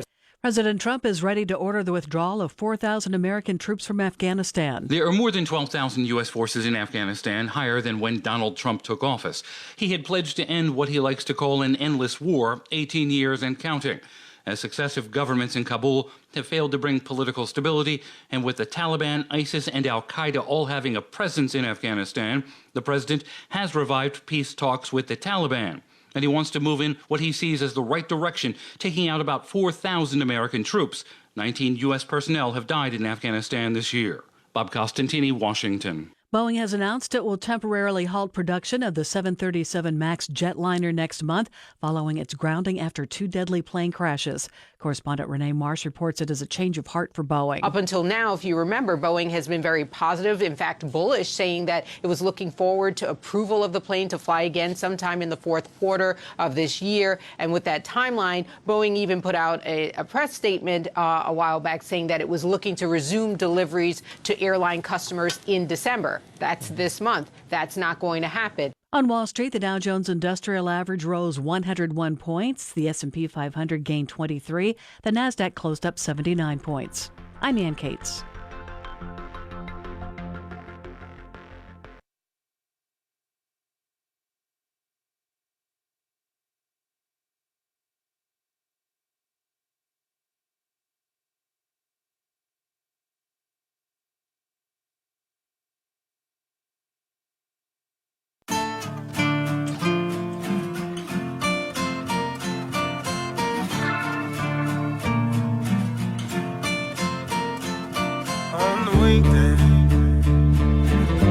Don't be surprised, don't be surprised. Walk like us. They even talk like us. Walk like us. But they are not like us. On the weekday, you can see the signs, you can see the signs. They wear the disguise. Look into the mind's eye. There's nowhere to hide. Cross the colored lines. Whispers from afar. All right, welcome back. You're listening to Jeran Monday Night Raw. Got another hour of this fantastic show to go. Hopefully you're strapped in, ready for some phone calls and other chicanery. I don't think I had anything else on my list. Dave, did you? Do you have any notes?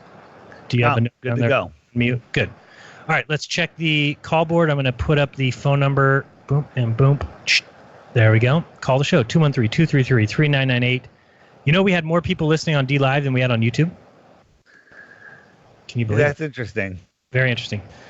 258 currently listening live, and there was less than that on YouTube. So somebody asked, can I post a link here? I have no idea. Try it. See what happens. All right. Let's go to the phone calls. Let me get this board up. Let's start with the one who's been holding the longest, 937. You're on with Journalism Monday Night Raw. Who's this? Where are you from?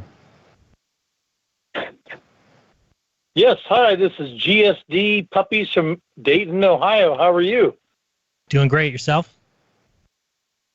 I'm doing great. Hey, I love you, Jeran and David. I really appreciate everything you're doing.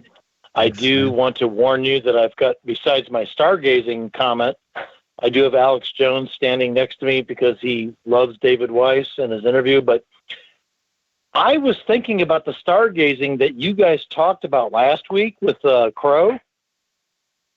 Sun gazing? Yes. Mm-hmm. Yes. And I was thinking one of the best times to maybe start doing sun gazing is in the winter when the sun is the furthest away and the worst, not as intense. What do you think about that? I would agree. I have not started it yet, but David would have a better answer to that than me. But if I were to start, I would say, yeah, because I can go out right now at noon and I don't even feel the sun on my face. Of course, it's December. It's the northern winter. But again, I agree with you that during the southern summer, certainly seems like the sun is further away. That's the flat Earth model. When you talk about the globe Earth model, they actually tell you that during the winter that the sun is closer. But anyway, Dave, what do you think about starting winter with sun gazing? Starting in the winter? Right, because he's saying that, right now you go out, if I go out at sunrise, the sun is clearly not nearly as bright and glaring as it will be during my summer. I for some reason, I think that the sun is even brighter at sunrise and sunset in the winter, but I'm not at the beach because it's freezing. You think I did it? I've never done it in the winter. The other thing is you want to be grounded. You want to be barefoot. So, here the winter is a little tough to be barefoot. I've only really done it a lot in the summer. So, but the best time for somebody to start would be anytime. Yeah, but I'm saying when you first start looking at the sun, you want to do it during sunrise, sunset, correct? Oh, you want to do it as close to sunrise or sunset as possible. And if it hurts your eyes, don't do it. Well, it's like you've never lifted weights before. Don't go and pick up 400 pounds, pick up 10 pounds. Probably going to hurt your eyes. Yeah, if you do it and you go look. Yes, you start small, right, Dave? I mean, do you remember, did you start at literally 1 second one day and then double 5 it? seconds. Okay, 5 seconds. 5 seconds. And not even looking directly at it because it hurt my eyes. Right, and then the next day maybe try 8 seconds, that kind of deal? Yeah, well, you just do it a little bit longer and you relax and you just got to be smart. Don't burn your eyes out. You can hurt your eyes by staring at the sun. It's possible, but, yes. I got to the point where I could do it for quite some time, literally longer than the sun would be available. Yeah, check it out. I mean, Dave talked a little bit about it on the Rogue Ways show today, and I think it's something I'm definitely going to try. I was thinking about waiting until summer, but maybe this guy's got a point. Maybe I should start it now. But you think, Dave, that the sun is brighter during the winter? For some reason, I feel that. I could totally be wrong, but I really haven't noticed. I haven't actually gone and tested it, but it just seems like it's brighter to my eyes. Maybe it's just because I'm cold and not grounded. I don't know. Interesting. All right, caller, are you still there, or is Alex stepping in? Yes, I'm here, but Alex wants to step in. Hey, David Weiss, they're killing our babies. They're putting the chemtrails in the air. They got and it's in the water supply. They're killing our babies. That's why you got to buy my boner pills to produce more babies. But there's one thing I want to say right here. Those globers, if you give them a diameter, then they want the whole circumference. Am I right? If you give them the diameter, they want the circumference. What's up with that? Thank you, Alex, very much, and I will purchase some boner pills as soon as possible. All right, let's go to the next call, 509. You've been on hold for an hour. You're on with Journalism Monday Night Raw. Who's this? Hey, guys. Can you hear me? Yep. Excellent. Okay, so first of all, the Flat Earth, Zodiac, Moon, and Clock app is fantastic. Anybody out there, you should buy it. It's the best deal you will ever get. Tell us more. In your life. Is this Dave's son? Tell us more. No, if it was my son, he would have said No, I'm way told. Sun, Moon, and Zodiac Clock app, not the Flat Earth Zodiac Clock app. Very true. Good point. Sun and Moon Zodiac Clock app. Got it. You got it's a long name. Check is in the mail. So, my son is 12, and he's seen some evidence that you can't detect curvature and you can't detect the rotation of the Earth. So he says that the Earth is a non-rotating polyhedron. What say you? A polyhedron is something with 12 sides or multiple sides? What is a polyhedron? Sorry, is that my stupidity coming true? A polyhedron, it'd be like, it's similar to like one of the Platonic solids. It's like a sphere, but with a bunch of triangular flat right. So bases on it, basically. What say me would be that, just like I did in my presentation when I talked about the Earth could be mapped on a pyramid, but the reason we know that's not true is because a pyramid has edges, drastic drop. So the same thing would be true of a polyhedron, right? We'd be measuring one location and it would be very flat, like we do with the real flat Earth. And then you would get to a point where there would be a cliff, where you would have to measure the drop of the cliff. That's how it would work with a polyhedron. Unless you're saying he believes it's so many little triangles that you would never notice the edges? I don't know. I haven't gone that far. But what you're saying makes sense. So with polyhedron, like you would notice the edges. That's what you're saying? Right. I mean, that's how, there's people. There was actually some guy dressed up. I don't remember what he was dressed up as, Dave. Remember that guy at the conference that was at a table that said the Earth's a cube, prove me wrong? I did not pay any attention to him. I don't. Yeah, there was some guy, I don't know, he was dressed up like in a costume or something, like some sort of mascot. And he said the Earth's a cube, prove me wrong. And I walked up to the table and I said, well, that's easy, because you would measure flatness and then all of a sudden there would be a drastic 90-degree edge where everything would fall off of that. So that's very easy for me to disprove. The same thing with the sphere, right? A sphere has drop. It has curvature, which, like you said, your son has recognized that there's no proof of that curvature, just like there's no proof of rotation.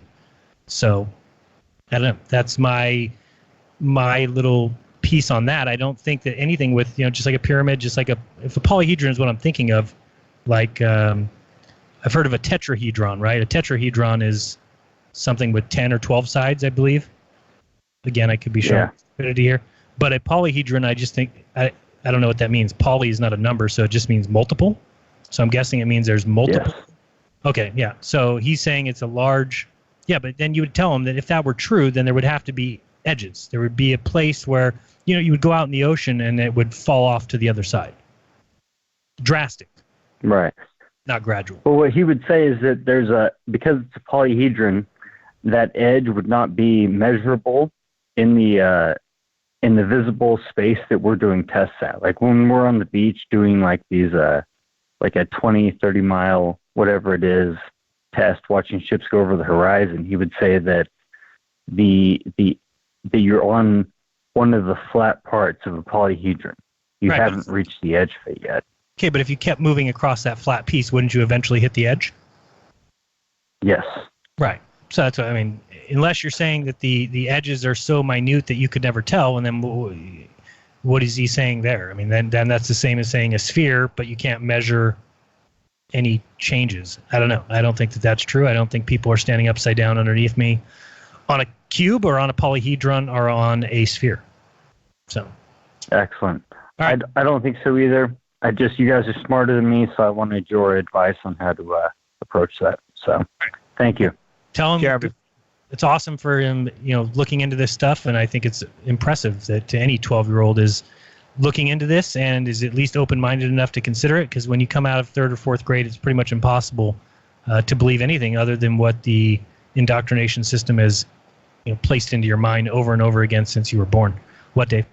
Did you, two things. Did you see the video I put over the weekend of the 10-year-old girl from Australia talking about flat Earth? Yeah. That was fun, exciting to see.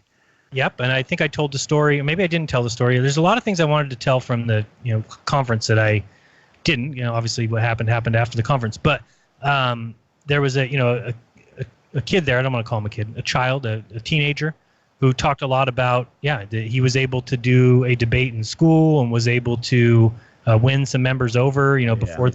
So amazing stuff out there. Yeah, certainly. Yep, and we were talking before about the show that I just did, and one of the things I brought up on the show was the saying, the pen is mightier than the sword. We've all heard that before. Right. And I said, I took it a step further. I said that your thoughts are mightier than the pen, because the pen is just translating your thoughts onto paper. But it's our thoughts. What's that? I was gonna say, it was so brilliant. I thought you stole it from somebody. No, I made that up. But then I was just thinking, a picture's worth 1,000 words. And I'm looking at my hoax book, and it's true, because when you open that page, think about what your eyes do. Your eyes gaze upon a picture, and so much information is immediately absorbed, more than all of the words. If that page was filled with words, that picture is giving you more information than that in a split second. Yeah. So and that's why I picked this world is run by, as Russian Vid says, by signs and symbols run the world. So a picture is worth 10,000 words. Dave, I forgot to ask you, did you see the JCSat 18 Pacific 1 mission by SpaceX that I sent you? Oh my God. It's getting each time I think it can't get worse. Yeah, now they actually had lights that turned on after. So the if you look up SpaceX, I think it's the most landing or the takeoff. The landing. The landing's coming down. The thing's going to land on the barge, and the lights blind you, and then it's there. Yeah, but first it gets really dark. It's really dark, and then the lights come on and reveal it sitting there on the barge. It's like, why wouldn't those lights be on during the whole landing? It's pretty frustrating. What happened with the launch? I didn't see the launch. I just watched the ending. It's ridiculous. So dumb. I don't even think that the launch was a balloon. I think it was just CGI. I wouldn't know. I don't know. They do it different ways. Sometimes it's a balloon, sometimes it's CGI. But the launch is always interesting. The same cuts, really close, then far away, and then another cut and another angle. My favorite one is the far away shot where everything is shaking. What does this register as an earthquake? For all the way from the camera position to where the thing's taking off. The camera is, I think, on top of the building. It's like miles away. In one of my videos, I counted the number of cuts in the first 20 seconds. There was 8 different cuts or something. And the NASA lovers come in and go, "What do you want to just show you the one feed? They're showing you different angles so you can get a better look." I'm like, okay, show me the full feed from each of those 8 cameras. Right. That you'll never see. You'll never see that. Never see that. I'm laughing to myself about the card trick now that I remember Iru's response. I hope I got to send this video to Iru because Iru was so pissed when you got Iru on that. So that's good. Yeah. All right, let's go to the next caller in the 530 area code. I think this is Bob. Bob Erto. Joe Erto. Jeran. What's up, my friend? How are you? Dave. Hello. Pleased to meet you, Dave, and hi, David. Yes, this is Bob and Erto. This is Erto, and gosh, it was great listening to you guys. It helped me relax a little bit. I'm a little manic, and Dave, I sell your app every day, and I don't tell people about the app. I say you need to download this app right now. And so thank you. I'm not sure. I don't want to ask a question, so I'm not. I don't want to get bumped or anything. No, we're not. Dave, I'm not sure if you're not playing that. Okay, cool. Are you familiar with water stores, Dave? Familiar with what? Water stores? Water stores? They're big in California. They're big in California. Water stores. So I've got a water store. And in front of my storefront, I've got 4 vending machines. People come up and they get water 24 hours a day at my store. And why am I bringing this up? Oh, because we wanted to talk about, you guys are high on distilled water. Is that right? Correct. Yeah. Okay, so do you know what the pH is on that? The pH on distilled water, it's a little bit of a little acidic. Slightly acidic. Okay. Yeah, but it makes your body alkaline. Good.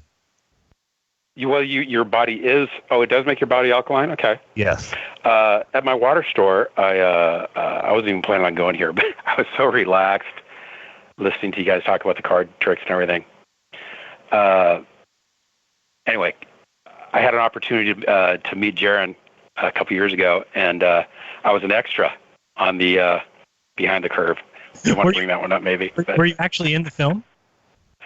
I don't know. I never watched it. I was going to ask you. Smart. I don't remember. So I was holding up the stick in the canal, and then I went down on the other end, and I was holding up the thing.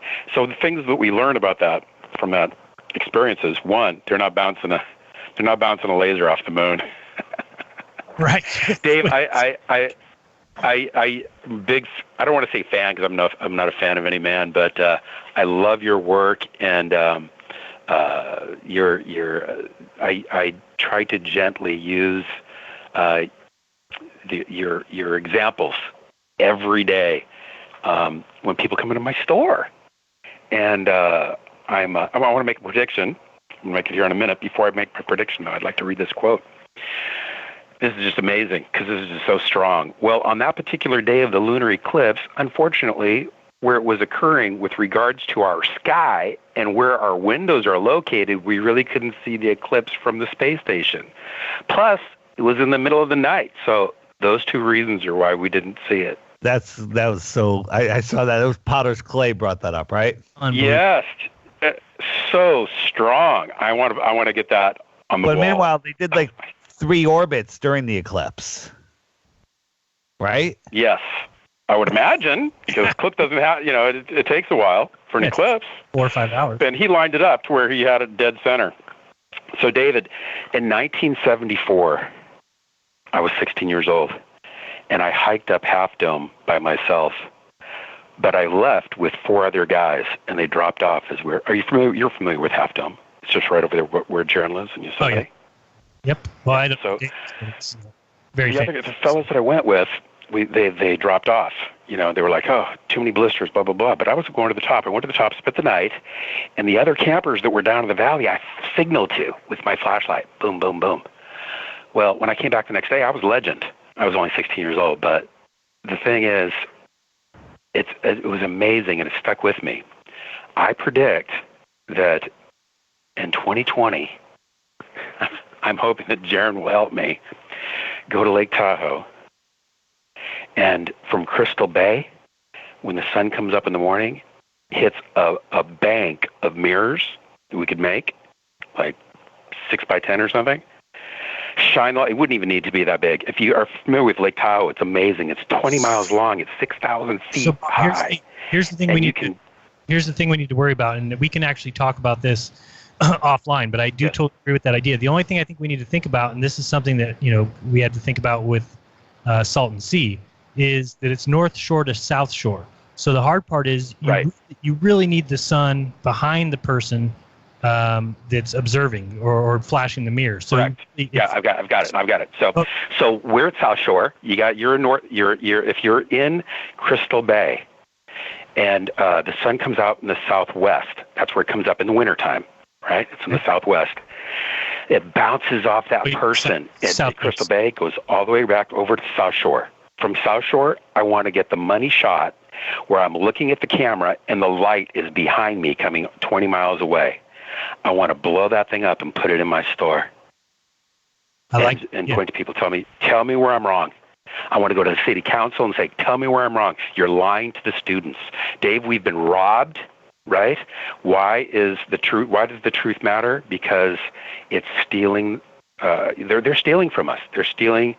That's what it is. It's theft. Right. What about telling us lies? The other day we saw those kids, Jeran, you were playing it on the lounge. The kids, asking the ISS astronauts questions. Right. What about suing them for lying to these kids? I don't know. Can you sue for lying? I think you have to prove damages monetarily. Damaging these kids' ability to think. I don't know. The amount of money that we would sue for. We got to call them out. Now, this experiment that I'm talking about has been done already, but nobody's getting the shot with them in the picture. Here's a picture of me. I've done it. I've been there. Oh, by the way, we could do a meetup. Everybody gets their picture. Everybody that comes to do this to help us gets their picture with the money shot. All right, Bob. Let's talk. And then they can say, and then we make postcards with this thing, and I'm telling you, man. There's more to it. There's absolutely more to it. It'd be a big party, meet up in Lake Tahoe, killer. We'll fly Dave out too. All right. Well, I appreciate the call. We got a ton of calls, so I'm going to move past you, but I will talk to you this week. You obviously have my cell phone number, so we will talk. 541, you're on with Jeran Monday Night Raw. Who's this? Hey, Jeran. Hey, Dave. This is Mac. How you guys doing? What's going on? Listening to that last caller, I brought up something that I just want to mention, but it wasn't the purpose of my call. But have you guys heard of trace minerals? Something you can add to distilled water to give it's a remineralization process. So you can add things like Himalayan salts or trace minerals to bring back some of what gets removed during the either reverse osmosis or distillation. Nice. Distillation process. Something you can just purchase, you mean? Yeah, there's brands you can go on, online, Amazon, sites like that, and it's look up trace mineral drops. Well, I think Dave and I, it'll help. I mean, Dave and I are both of the opinion that the minerals that you need come from the ground, and if you eat fruits and vegetables and you eat enough of them, then that's where your minerals should come from. And but I agree that pink salt, is a great way to get minerals. Just eat the salt. You don't have to add it to your water because you don't get your minerals from the water. That's not where your body's getting the minerals that it needs. Well, yeah, I think that's a lot of people think that there is minerals in water, and if you distill it, then you're taking out those minerals. But as long as you're eating healthy and eating fruits and vegetables, I think you're still getting enough. Again, I wouldn't know that for a fact. I'm just guessing that, but I would be interested in looking into what, if you bought quote unquote trace minerals, what exactly that is, and maybe there's a way to test if you're deficient in them. I don't know. Yeah, something to look at would be endurance athletes. That's something I'm familiar with. And if you're, say, doing a marathon, as you go through the water where you're drinking a lot, of course, you've heard of the dangers of water. If you overhydrate, that can cause problems for you. But there's also a mineralization process. So you'll see endurance athletes doing things like salt tablets or different minerals. And even the taste of that can trick the mind into thinking that you're not in a period of depletion. And so it can prevent cramps. So an example of that would be you're cramping up and you take a quick salt pill or something electrolyte based to the tongue, and you'll notice the cramp will dissipate. And so the thought is we consume water, a significant amount during the day if you're staying hydrated. If you're drinking distilled water, you could be over time depleting yourself of those minerals, where we know the muscles work off potassium, calcium, magnesium, just as a few examples of the base minerals that we classify as salt. It's not really salt. It's more the electrolytes that are made up within our body, just as important as the hydration aspect. The minerals, it's in every function of our body, from bones to muscles to our nervous system. All right. Well, thanks for the call. I will definitely look into that. Trace minerals. Dave, look into that, would you? Will do. All right. We've got about a minute for 561. You're on with Jeran Monday Night Raw. Who's this? 5. Hello? 6. There you go. What's up? Hey, how's it going? You said we got about a minute? A minute and a half, yeah. All right. I'm down here in Florida. I'm on the East Coast in Lantana. That's like right below West Palm Beach and above Boynton Beach. And right now the sky looks like it's lighted, but it's 10:30 at night. Like, not lighted in the sense that, you could walk outside, blah, blah. It's just, you still see the white clouds. And if you have to walk out in the street, you can still see it without street lights, type of thing. It's because the sun's not... And it kills me. It's because you can still see the sun, yeah. Or the and it kills me because, like, we're in winter right now, right? Like, I'm near the equator, 100 or so miles, right? Why am I still seeing the light is what's killing me. Yeah, I've done a few videos on that, but I think that it's because the sun is never actually setting, right? It's just further away. And especially when it's wintertime, it's clear, you can see better, you can see further, and you can still see the light. You don't see the sun. The sun has gone far past that, but I still think you can see the light a little bit. Yeah, but you should see the sun set here. It's like one of those videos from Dave that they just keep going. Right, just keeps going. And just my eyesight just keeps going and just dissipates. And I think the best time to see that is winter. It's where the air is the crispest. Is that a word? Crispest. So, okay,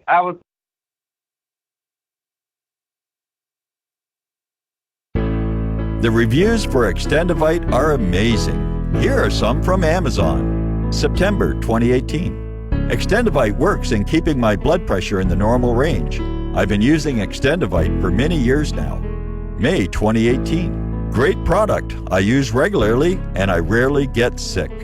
March 2018. This product has relieved what appeared to be angina pain in my chest and shortness of breath after climbing stairs.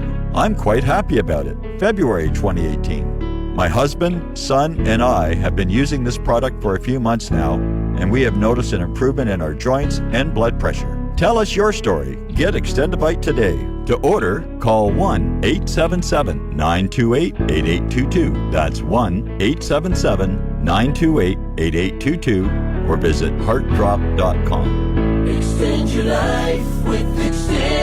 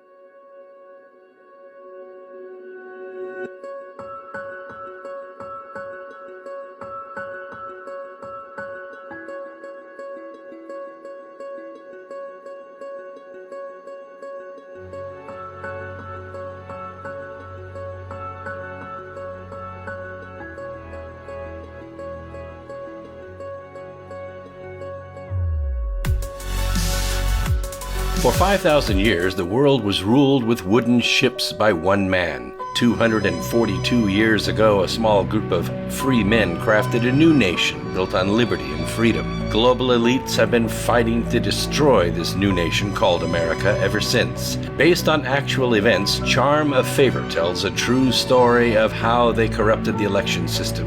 They infiltrated federal agencies and murdered witnesses, judges, and even presidents to keep from being caught. Now, the largest and wealthiest crime syndicate the world has ever known has been drawn out of the shadows. They have killed hundreds of Americans and recently attempted to assassinate half our congressmen. Still, they escape arrest through an almost supernatural charm of favor. Read Charm of Favor and be prepared to open your eyes to what may lie just around the corner. Charm of Favor is available on Amazon and Barnes & Noble.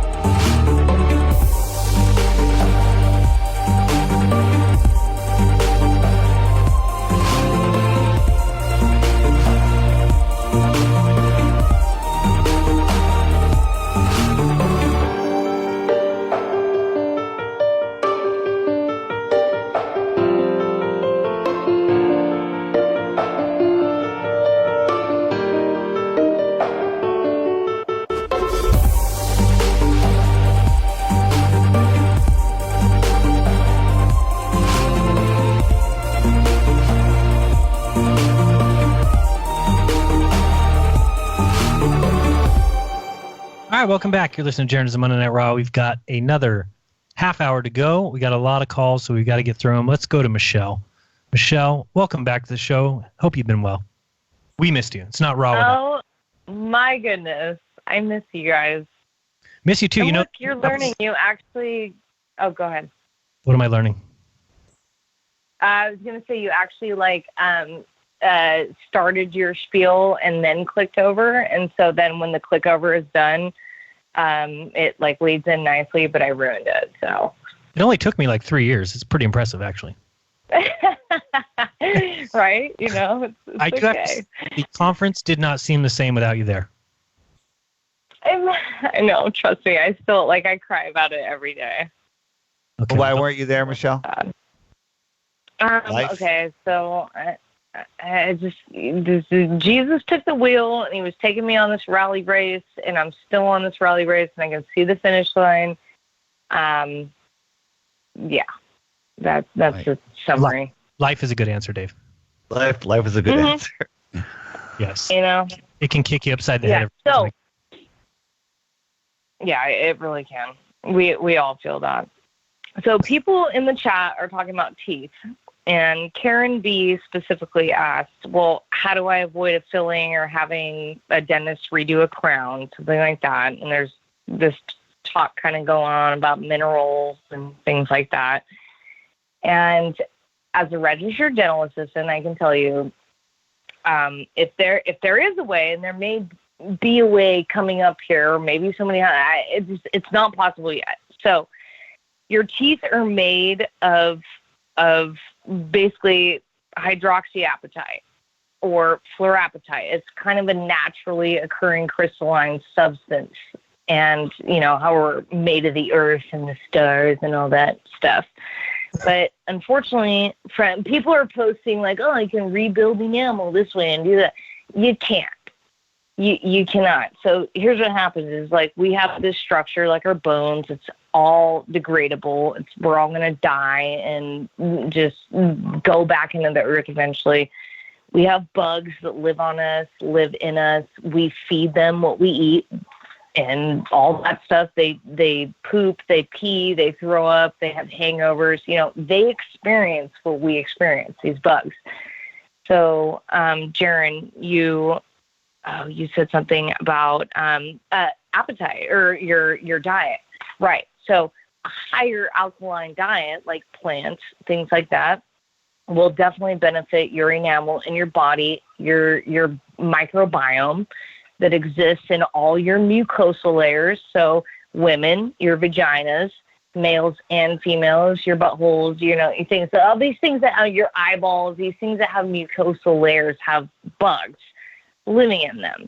So your mouth is probably the worst, probably the most complex, definitely the most complex, especially with our teeth, which, if you think about it, when we die, we get burned alive or dead, whatever, your teeth are likely to outlast you if you're lucky, if you take care of them as we're supposed to. So they come from the earth. They're made of these crystalline substances, which cannot be replicated, which cannot be rebuilt. I'm sorry, all you guys can post these links in the comments and wherever. I've watched them all. Trust me, I'm looking to be the next registered dental assistant that will come out with this groundbreaking science that will prove all these dentists wrong. It doesn't exist. You basically have bugs that live in our bodies. They eat what we eat. They drink what we drink. They go poop and pee. They party like we do, and they shit in your mouth. And they shit in all your mucosal layers. Thank you. That's basically what happens. And Karen B, to touch on, can I avoid a filling? Can I avoid a crown? Yes, you can. You feed your microbiome, these bugs, the right things, plants, a higher alkaline diet, no meat, no dairy. That's just how it is. We don't need it to survive. Sure, does it taste good? And will it keep you alive from time? Yes, it will. But to avoid this demineralization or to keep up what you have left, you need to feed yourself this high alkaline diet, which includes plants, and that's basically it. So these bugs, if you they basically deteriorate our enamel because they shit in our mouth, and their poop literally is acidic and breaks down. It produces these toxins, these acidic toxins, which break down our crystalline structure, this hydroxyapatite. And there's no way to rebuild that. You can maintain it. You can, it's all about diet. There's no way. The only way you can avoid a filling or having a crown is to clean the teeth and floss the teeth that you want to keep. That's it. You kill the bugs. Okay. or you feed them a healthy life source. Do you use some sort of mouthwash? I do not. Oh, you do not? Okay. And you make your own toothpaste, or you use like a Tom's of Maine or something like that, or what do you use? I use Tom's. Okay. Good to know. Because I've always wondered if there's some, I don't use mouthwash either, but. Right. Jeran, you don't need like anything crazy. If you have something, here's the thing. It's a perfectly clean mouth and a perfectly clean tooth will never, ever decay. It's that strong. You burn a body alive. You just annihilate a body, like be as morbid as you want. Those teeth are not deteriorating. The only way a tooth is going to break down is with this biofilm that gets this acidity from a poor diet or we're going to argue, just hate me, whatever, high animal protein diet. It will break down. The trimethylamine and oxide production in your intestinal bacteria and all the intestinal microbiome and all your microbiomes will produce a toxin that will break down your bones and your enamel. Michelle, can we do a whole stream where you talk about oral health? Would you come on my show? I definitely do that. All right, we got to do that. I think it's important. Okay. Right, let's do that. I'll talk to you soon. Love you. Okay. Love you guys. Okay, let's get to the next caller, 951. Dave, anything shitting in your mouth as we speak? There's several things, I'm sure. 951, you're on with Journalism Monday Night Raw. Who's this? Hello? Hello? Hello? You're on the air. Can you hear me? Yep, very great. Go ahead. Okay, so they say they put a mirror on the moon and shot a laser and you can see it back. How do you tell people they're lying to us? So in 1961 or 62, I forgot, if you just look up lunar ranging experiment, lunar laser ranging experiment, 1961 or 62, MIT supposedly bounced signals off the moon then, when there was no mirror there. So that whole argument for that they went to the moon because we can bounce signals off the mirror, all you have to do is go to, it's Wikipedia, so that people will believe that. Just show them Wikipedia, lunar laser ranging experiment. It says right there in the second paragraph, in 1961, MIT successfully bounced lasers off the moon. So, I mean, that's easy to, I mean, it's such a dumb proof for, oh, we went to the moon because we can bounce lasers, when I can just show them, well, in 61, they bounced lasers. Okay. And then there's a group that say, well, we can, the shortwave radio people say they can bounce signals off the moon too. Right. Well, I'm not, I think that there probably is something up there that you can bounce off of. I don't know if it's the dome. I don't know, the firmament, whatever you want to call it, but I'm not even sure that wouldn't be true if you aimed somewhere else. So I just am not the right person to talk to about it. I think Bob from Globebusters would be better because he's dealt with a lot of the ham radio and stuff like that more than I have. Okay. How far do you think you could shoot a laser and have it come back to you if it was true? I don't think you could. I mean, I like the caller, Bob said the other, when we were talking about the laser that we went and did, it was, not a super expensive laser, $400 or $500, but after 4 miles, the beam was already pretty big. And the one that my wife and I did across 4 miles, the beam was 10 feet after just 4 miles. So if you, draw that out to 230,000 miles, the laser at the other end would be larger than the 2,000 mile moon.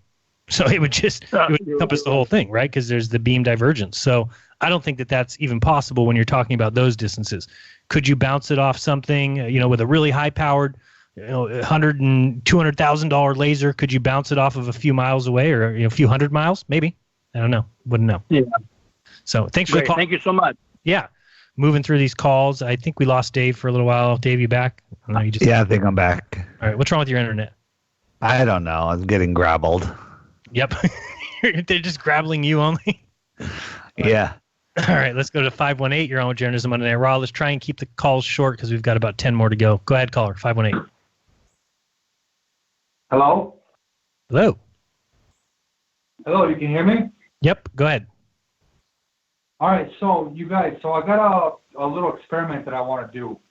I want to do the shooting up a hot air balloon with a laser pointing up out of the sides of it. So when the hot air balloon gets up to, let's say, 250,000 feet, like the other balloons, the laser goes off just to see if will bounce off the firmament, or what's up there? What do you guys think about that? Yeah, you're only going to get a balloon to 120,000 feet, but I've never seen that done. Dave? Well, okay, so 120,000. But yeah, like something like that. So we can get a hot air balloon up that high, shooting a laser from that distance to see if we get a reflection, or see if there is something up there. Maybe, I don't know. Just a thought. I just want to know what you guys' thought is on that. Yeah, just off the top of my head, I don't know. I think whatever is up there is much higher than that. Is higher than 120,000 feet. I think, can we get up rockets to 100 miles or 60 miles, 50 miles? Maybe. But I don't think we can get a balloon up that high that would then be able to shoot a laser off anything. But it's always worth a try. You'd have to configure it to. Yeah, it's definitely worth trying. I mean, if you could configure a way to turn on the laser remotely, because the way that those expensive lasers work is they can't even be on for longer than a minute. That happened to me the first time we went out to the canal. We left the laser on too long, and it melted the laser extender, the end piece. It melted it on there, and we couldn't even take it off after, which is why we had so many problems, just because I left it on for longer than a minute when trying to aim it, because they get so hot. So you'd have to have a way to turn it on with a time delay or something. I don't think you could do any kind of remote control thing, but maybe you could. It's worth considering.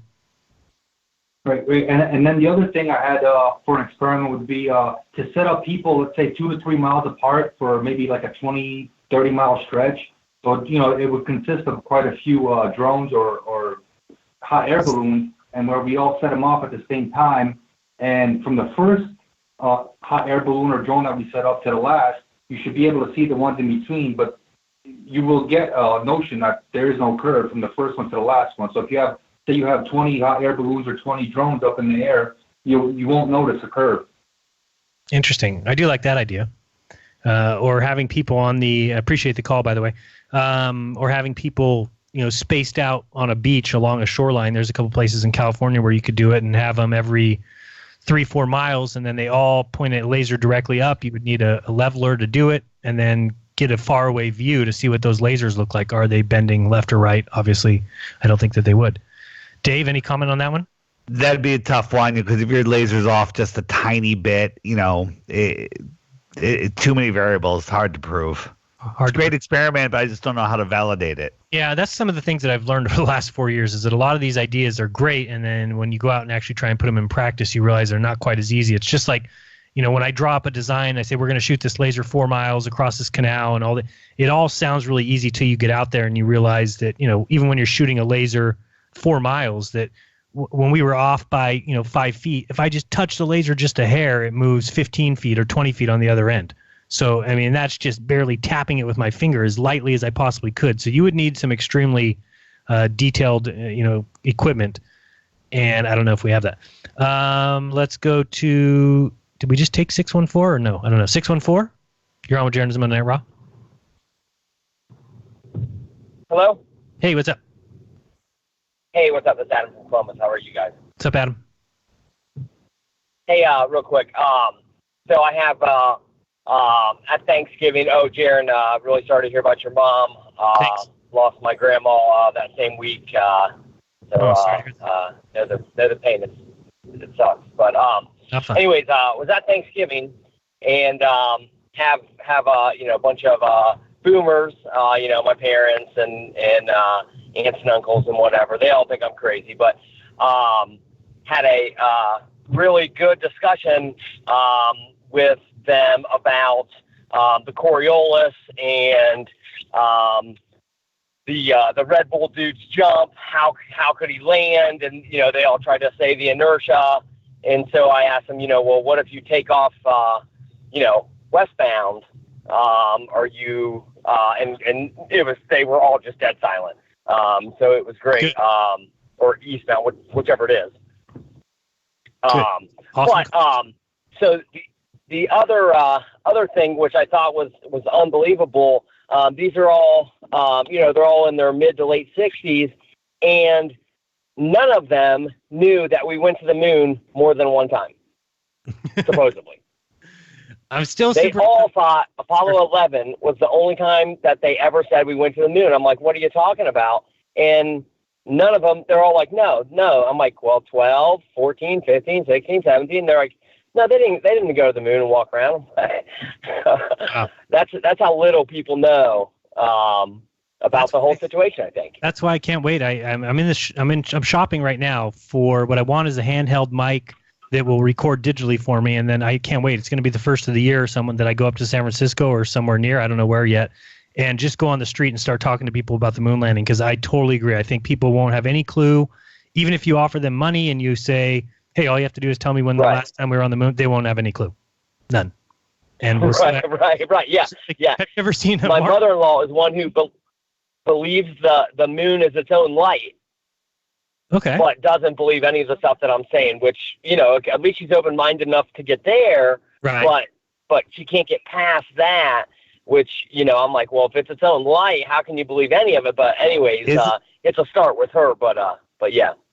Isn't NASA now saying that the moon is its own light, that it's glowing? Sort of luminescence or something? Yeah, of course.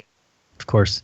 All right. Wow. Appreciate the call so much. And yeah, I totally see what you're saying and think that's the truth. I don't think people know as much as we think they do. We just are all in our circle and we think everybody knows Dave's proven that. I mean, remember we had Danny Gallagher on. Dave, he had no idea distance to the sun, distance to the star, nothing. No clue. So his new article, by the way, in the Observer is dumber than his appearance on our show. Which is hard to do.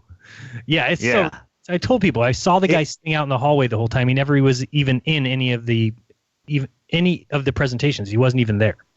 No, and his article is so pathetic. It's literally the saddest thing I've ever read. Yeah, it's really bad. Maybe I got to do a show on that and read it because it's just terrible. You should read it. That would be an amazing. Yeah, maybe it's painfully bad. It's so bad. Yeah. Yeah. All right, let's. Hey, wait, quick thing. One other thing.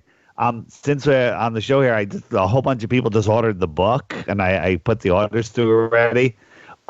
Another great Christmas gift for yourself or for someone else, passive flat smacking, is the actual physical clocks that I used to make, but now the Flat Earth Clock Shop makes them. He sent me one. It's awesome.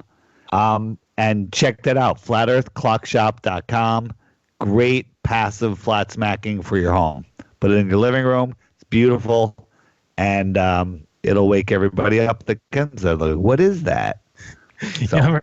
I'm thinking about doing that, when you try and give away money. I don't know if you've ever seen it, but that guy Mark Dice one time went on the streets of wherever he lives and was telling people he had a gold coin, a 1 ounce gold coin in his hand. And he said, all you have to do is tell me what the price of gold is today, plus or minus 25%, and I'll give you this gold coin. And nobody could get it. It's so stupid. They're like $11, 8 cents, 20 cents. And I mean, it seemed legit. At least maybe he wouldn't have shown us if he actually lost the coin, but he does the whole show. How about didn't Mark Dice do it with silver? He goes, "Would you like this silver coin? This silver, is like, or a 1 pound candy bar," and people took the candy bar. Right. I think he did the same thing, or he offered money, like, hey, will you buy this, 1 ounce silver coin from me for $3 or $1, and nobody would take it. It just shows you how asleep the people are. Maybe I'm naive. Maybe I'll get out there and everybody I ask will know exactly when the last time we were on the moon. I don't think they'll have a clue. I think it will open up conversations and we'll go from there. So it sounds like fun to me. Let's go to the 201. We're getting down to the nitty gritty. So we got to play one question and one question only. Shoot. Yeah. Hi. I just want to thank you guys. I recently came to Flat Earth. I've known something was wrong my whole life, and you guys brought it to light for me. I knew what I was being told was a big lie. Yep. And right. I thought I was crazy, and you guys finally, somebody else out there figured it out. But I just want to thank you guys. Mark Sargent, you guys, you're great. Thanks. Appreciate that call and hope you join us every Monday, 6 to 8 p.m. Pacific. Let's go to 805. You're on with Journalism Monday Night Raw. Can you guys share your thoughts on the lack of plane windows in relation to the fuel hoax? Okay, the fuel hoax I agree with. Lack of plane windows, I definitely know what we're coming on there, especially with the flights to Antarctica, that they never have plane windows on. But what are you talking about as far as plane windows and the fuel hoax? Explain to me. look at the innovations in cars, for example. You have convertibles and tinted windows and, a variety of ways for people to have an improved experience in a vehicle. Whereas in planes, they give us these tiny little windows, tell us to put the shades down, at certain times during the flight. Right. At no point is there, a plane offered that offers some sort of see-through experience. Now, recently they've offered some sort of video ability to see what's beneath the plane. But you can go to China and walk on a bridge where it's see-through, and why not offer that within a plane, a more visual experience that would be awe-inspiring. And it seems like a innovation that they're not willing to consider as 30, 40, 50 years are going on with the same size plane windows. Can't disagree with that. No, I think it's I agree. The small windows, the double pane, the curved glass, all that. So appreciate the call so much. Let's move on. 905, one question only. You're on with Jeran Monday Raw. So instead of giving these people that you're going to ask the questions of moon landing, fake or false, just be like, do you want to be on YouTube?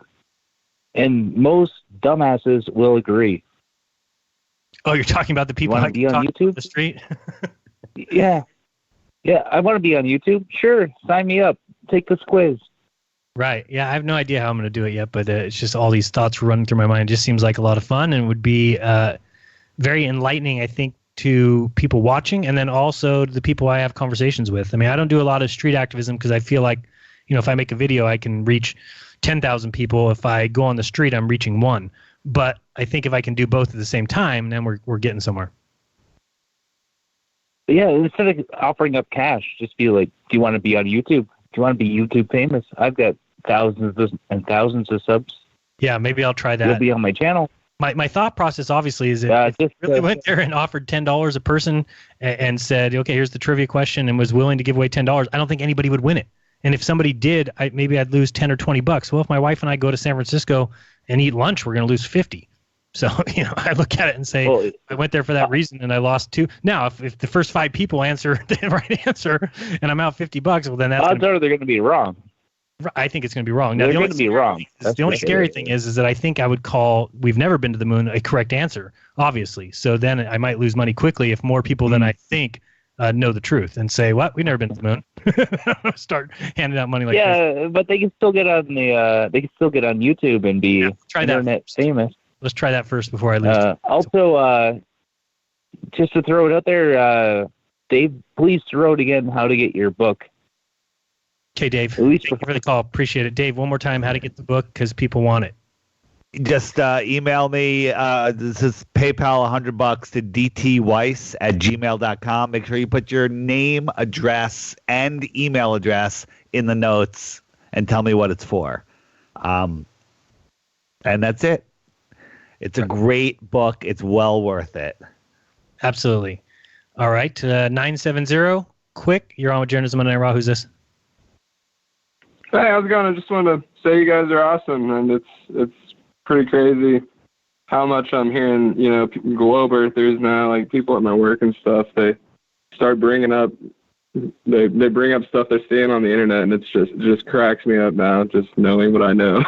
I don't. Do you tell them? anything, Do you speak out and tell them? Give them other ideas. You let them know that you disagree. No, I'm not quite to that point yet, but I just kind of got cringed away just hearing what they're saying. They were talking about a meme that they saw, or something they saw the other day of somebody on Twitter saying, "How is the Earth flat if everything I observe in the sky is round?" And then I know the FE community is not a good place to go, but the FE community says, "Well, it's because it's been observed as round," and it just cracks me up just knowing what I know now. How's my floor flat when my light bulbs are round? Right. Yeah, exactly. All right. Thanks for the call. We're going to try and get this last call here. Or 2 more. 888. You're on with Jeran Monday Raw. Make it quick. You have 30 seconds, Jeran. 30 seconds. Oh, shoot. I picked up the call, and now it's going to be on there to the end. Sorry, caller. We didn't get a chance to get you on, but the call board is gone. So this has been fun. It's been Jeran Monday Night Raw. We hope you tune in next week, the 23rd. We'll have another fun show for you right here on TFR. Dave, any final words of wisdom before we go? That is all. Just download the Flat Earth, Sun, Moon, and Zodiac Clock app and keep waking up people. Absolutely. And support what you like so it doesn't go away. You can support this channel many ways. If you just rewind it, you'll see my Venmo. You'll see all the links that you can possibly do. And sign up for TFR. You know, it's $10 a month. And if you sign up under my link, I get $5 and you get so much.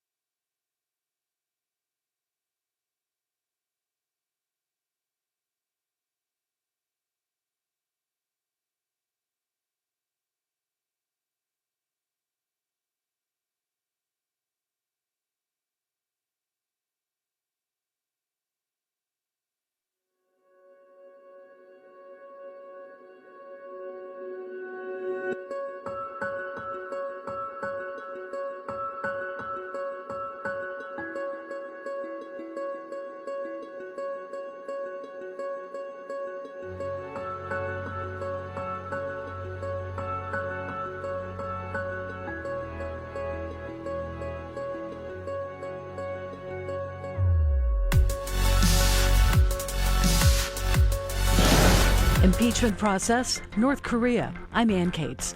Senate Minority Leader Chuck Schumer is calling on Republicans to have